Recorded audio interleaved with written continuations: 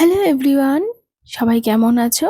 নানা ব্যস্ততার কারণে তোমাদের সঙ্গে ভিডিও শেয়ার করা হয়ে ওঠে না, তাই ভাবলাম আজকে সন্ধ্যের পরেরটা তোমাদের সঙ্গে শেয়ার করি। তো দেখতেই পেলে সন্ধে হয়েই এসছে প্রায়, তাই আমিও ফ্রেশ হয়ে নিয়ে চলে গেলাম ঠাকুর ঘরে সন্ধে দিতে। আর আমি প্রতিদিনই প্রায় সন্ধ্যের পরটা ধুনো দিই, কারণ আমার ধুনোর গন্ধটা দারুণ লাগে। এই ধুনো আর কর্পূরের গন্ধে ঘরের গন্ধটাই অন্যরকম হয়ে যায়।